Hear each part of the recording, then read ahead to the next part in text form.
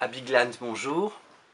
Merci beaucoup d'avoir accepté l'invitation de la Fringale Culturelle. C'est un plaisir de vous rencontrer aujourd'hui durant votre séjour passage à Paris. On vous rencontre pour un premier livre. Il y en a deux déjà qui sont sortis. Un en janvier, Dangerous Perfection, dans la collection Et moi. Le deuxième, Simple Perfection. Le troisième en mai, Take a Chance. Et le quatrième, dont je n'ai pas le titre, mais qui sortira en juin et on pourra nous en reparler. Dans quel état d'esprit êtes-vous durant cette visite à Paris? I'm very excited that it's released here. I didn't imagine that I would have a book translated into French, so that's exciting, and I'm looking forward to meeting readers here and getting to know them as well. Étiez-vous déjà venu à Paris? No, this is my first time. I was going to come last summer and I couldn't, so getting to come now is exciting. It is meeting all of my expectations. Alors, tous les livres que je viens de citer font partie d'une série, Rosemary Beach. Comment est née cette idée de série dans votre tête?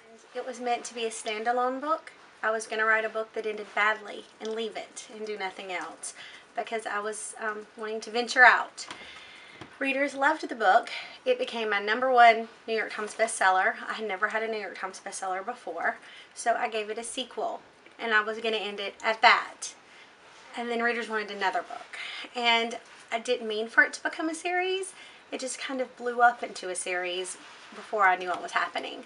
So the first book became because I was in Rosemary Beach, Florida, which is an actual city, on a vacation.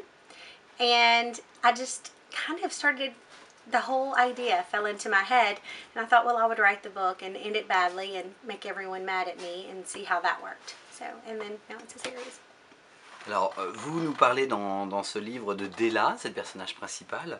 Elle rencontre Woods le temps d'une nuit, et puis finalement, ça devait être que pour une nuit. Et c'est bien plus que ça qui s'installe entre eux. Pouvez-vous nous parler de ces deux personnages? Yes.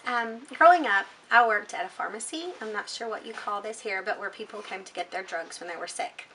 And there was a lady that I had to take medicine to once a week that would not come out of her home because she was scared. She lived in fear. And I always wondered what it would be like to be the child of someone like that. So that's where Della came from. That was the whole idea behind Della, was that she grew up with someone mentally ill and how that affected her life. I had her. And that's where I got her from. Woods was born into Fallen Too Far, and Never Too Far, and Forever Too Far. And readers loved him. And he was just supposed to be the spoiled, rich guy that he was charming, but you couldn't trust him. And I wanted to give him more of a lovable kind of side. So I put them together, and it worked. Alors, vos personnages, ils sont dans la séduction, ils sont même plus que ça, ils sont dans la sexualité.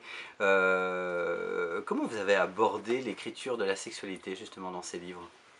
Well, the first book I wrote there was no sex in the book.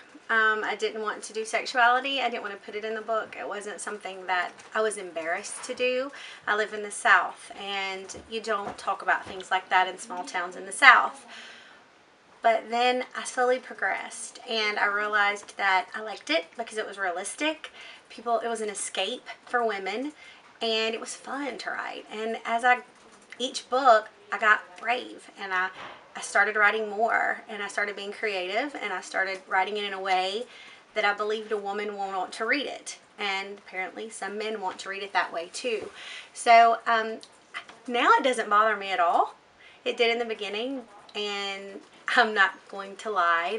In a small town of Alabama, there are people who do not approve of me at all, but I don't care because I'm in Paris and they're there. So